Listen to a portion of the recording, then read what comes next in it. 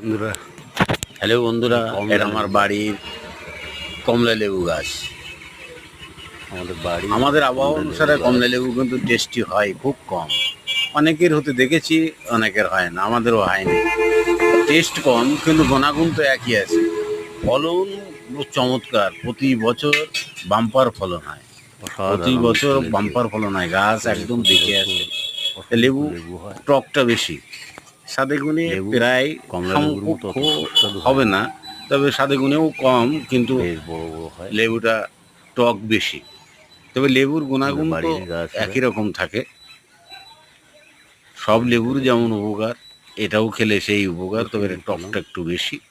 কমলা লেবুর সেই লেবুর যে গুণাগুণ, একটা টক টক কম হোক বা একটা আর অন্যরকম মিষ্টি হোক, গুণাগুণ মাত্রা অনেকটা।